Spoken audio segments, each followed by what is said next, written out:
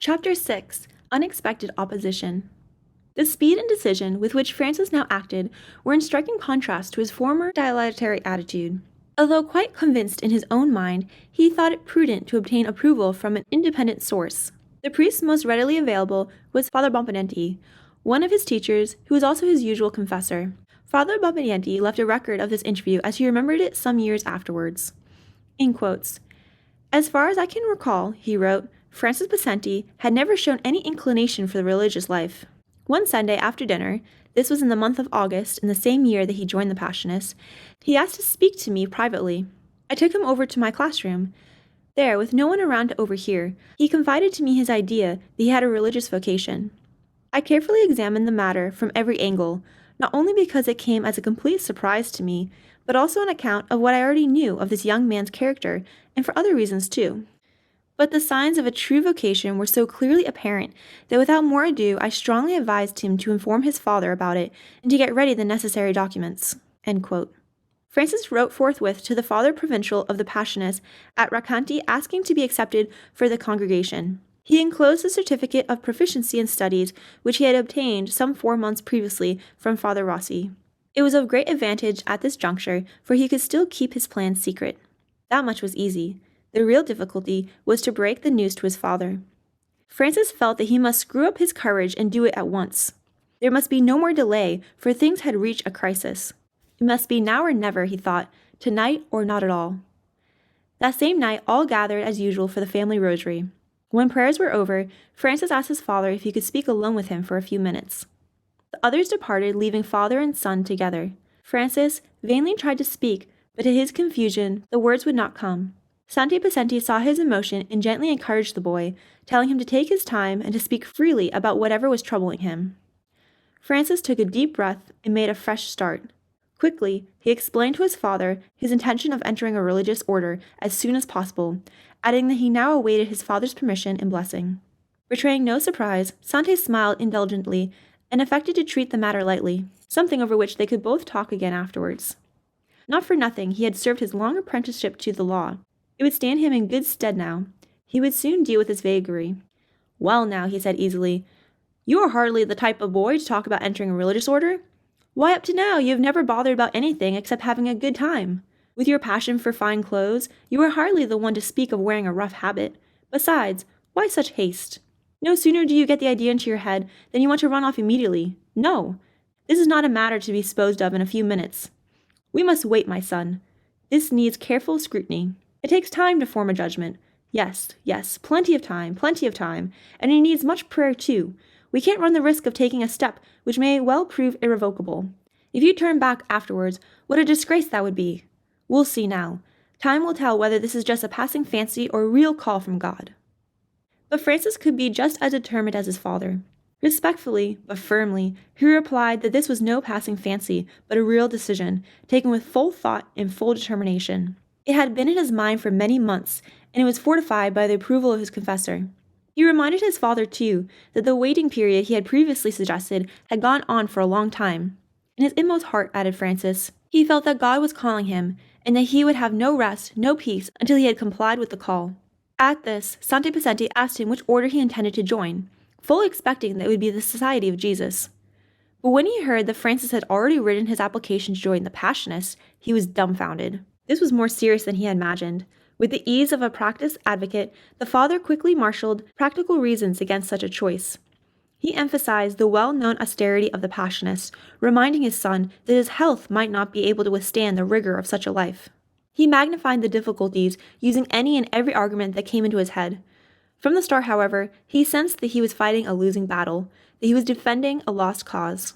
He no longer hoped to win a victory, but tried desperately to gain a little more time. Patiently and in silence, Francis heard him out to the end. He remained adamant in his purpose. Casting himself on his knees before his father, he made his last tearful appeal. "Father," he cried vehemently, "I shan't rise from the spot until you have given me your blessing. I shall leave the room until I have got the permission I seek." Sooner or later, the painful scene had to end. The stalemate had to be broken. It ended with a typical legal compromise. Santi Possenti refused to give his formal consent immediately, but he promised he would not withhold it when the time came for departure. For the moment, he suspended judgment, And with that, Francis had to retire, satisfied, if not content. He was still shaken by his ordeal and emotionally exhausted when he reached his room and knelt to pray. It had not been easy for him thus to face his father. Indeed, it may well be believed that it was the hardest thing he ever had to do in his whole life. If his decision had affected simply himself, it might not have been so difficult, but other considerations were involved. Francis deeply loved his father. His resolution to abandon home and family apparently ran counter to the duty of filial affection. This aspect made his sacrifice doubly hard because of the inevitable hurt to others that it necessarily entailed. Did Francis find spiritual strength by reading those passages in the Gospel where his own painful situation was plainly reflected? There are hard sayings of the Master that cannot be explained away. "I came to set a man at variance against his father," said our Lord, "and a daughter against her mother, and a man's enemies shall be they of his own household. He that loves father or mother more than me is not worthy of me." Matthew 5, verses 35 and 37. In the lives of the saints, this perpetually recurring dilemma is often solved in dramatic fashion. When St. Columban's mother, in a frenzy of anguish, threw herself down on the threshold of her home in a vain attempt to detain her son, Columban stepped across her prostrate form to follow the path to which God was calling him. In her autobiography, St. Teresa of Avila vividly depicts her feelings in a moving passage. "I am only telling the truth," she wrote, "for I remember it distinctly. When I left my father's house, I felt pain like that which one feels in the agony of death. I do not believe that death itself can be more painful. I felt as if all my bones were being torn apart." Long afterwards, the recollection of that painful session was still vivid in Francis's memory. In his usual gentle way, he tried to reassure his father and convince him that his affection was still unchanged. He wrote, "Don't imagine, Father dear, that I shall ever forget you and all my relations, and never think, as some stupidly and unjustly believe, that a son, once he has become a religious, forgets the true affection which his father bears him, and all that his parents have done and suffered for him. No, indeed, believe rather that those in religion purify and perfect their love, and always remember the benefits they have received." Here, it may be opportune to inquire what induced Francis to select the Passionist congregation. The question certainly puzzled everybody, for it was contrary to all expectation. No one could find a feasible explanation. Michael confessed himself at loss, saying, "I can't explain why he chose the Passionist congregation, the more so as they were no Passionists at Spoleto, and as far as I am aware, he never had anything to do with them. I did hear that he often prayed to the Blessed Virgin for guidance as to his future state. Father Alonsus, his Dominican brother, said almost the same thing. I can't explain at all why he chose the Passionists in preference to any other. The only explanation seems to be the will of God, on which depends the call to the state or that." For 8 years, Francis had attended Spoleto College under the immediate supervision of the Jesuits. Many of the fathers were his good friends.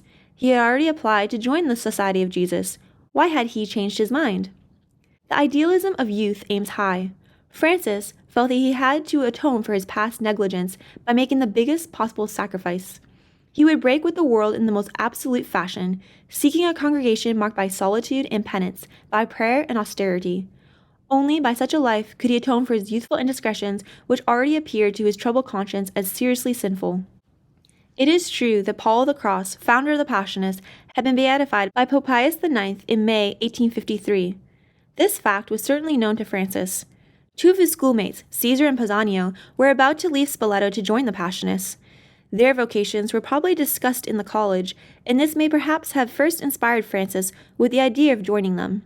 But at best, this seems rather a tenuous speculation. There are no solid grounds for supposing a special inspired message regarding his vocation, a suggestion that has found favor with some. Monsignor Bastiletti is probably nearest the truth when he writes, "We believe that the basic reason for this decision of Francis to join the Passionists, insofar as it was a divine call, should be sought in the intense devotion which he had cultivated since childhood to the Passion of Jesus Christ and to the Dolores of Mary. This devotion was fostered by means of the little Pieta statue, which he kept with such care in his bedroom, and which he honored with special devotion. The various incidents seemed to fit together to form one harmonious pattern. It seemed as if Providence was weaving a special design into the life of Francis Possenti, and kept on adding thread to thread and warp to woof until the pattern was complete.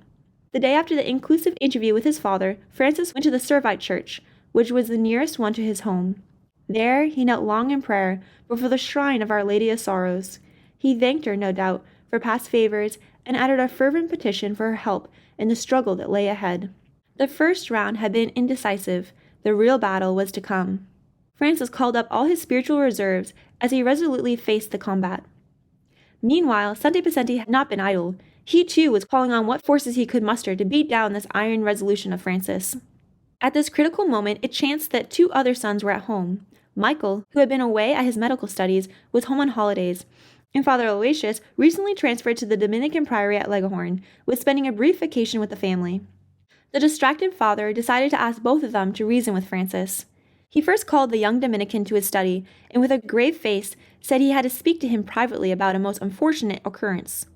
No doubt the young priest made a hasty examination of conscience to see if he had done anything amiss.